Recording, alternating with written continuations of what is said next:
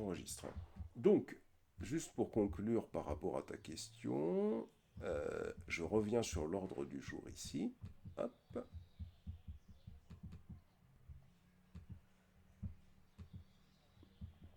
Donc voilà, donc dans cet ordre du jour, hein, je vous ai parlé de comment se passe l'examen, je vous ai parlé des documents à réaliser, et je vous ai peut-être pas parlé de la présentation, hein. Pour la présentation PowerPoint, donc la présentation que vous allez faire, elle doit être lisible, hein. Elle doit contenir juste les points principaux et les schémas. Surtout pas écrire tout ce que vous allez dire, hein, parce qu'il y a des camarades, des fois, ils font une présentation PowerPoint, et puis ils écrivent tout ce qu'ils disent. Non, non, c'est vraiment des points globaux, hein. Ici, votre présentation doit suivre le dossier projet, être clair et fluide. La présentation doit être soignée et agréable, pas trop de couleurs, hein, elle doit être sobre. Il faut répéter votre présentation qui doit tenir 40 minutes, pas plus. Il ne faut pas qu'elle dépasse 40 minutes. Si elle dépasse 40 minutes, c'est un problème.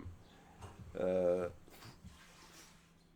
Faut pas qu'il y ait de faute d'orthographe et il faut le bonjour et bien sûr, hein, le sourire, hein, je reviens.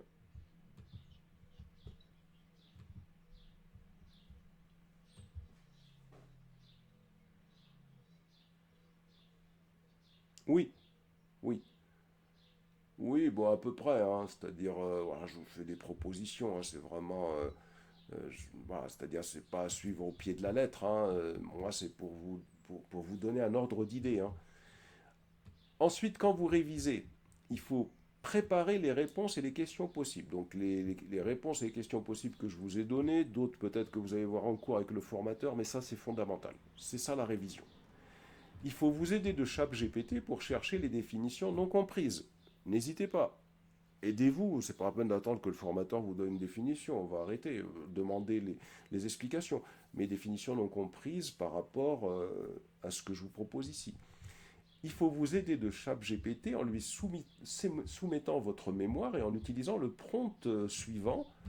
Tu es membre de jury pour le TPAIS de niveau Bac plus 3. Quelles sont les questions possibles sur mon mémoire? Vous voyez, ça c'est important, c'est-à-dire que vous avez fini votre mémoire par exemple. Vous présentez une technologie. Ben, vous pouvez soumettre la technologie pour que lui vous donne des questions sur la technologie précisément possible. Et puis vous révisez sur ce site-là. De plus, il y a un examen blanc qui va être prévu, hein. Cet examen blanc, ben, il va avoir pour objectif, hein, de simuler une vraie soutenance. Donc il faut préparer votre PowerPoint. Et quand vous aurez préparé votre PowerPoint, ben, on simulera une vraie soutenance avec des questions qui seront posées.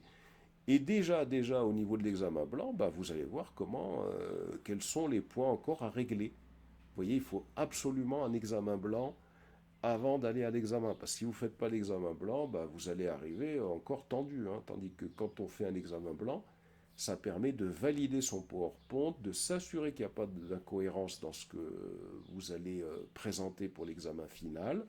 Voilà, vous voyez, c'est toute une préparation qui commence à partir d'aujourd'hui. Et c'est pas, on est largement dans les temps, hein. Tous les groupes, hein, de toute façon, c'est comme ça quand ils reviennent, hein.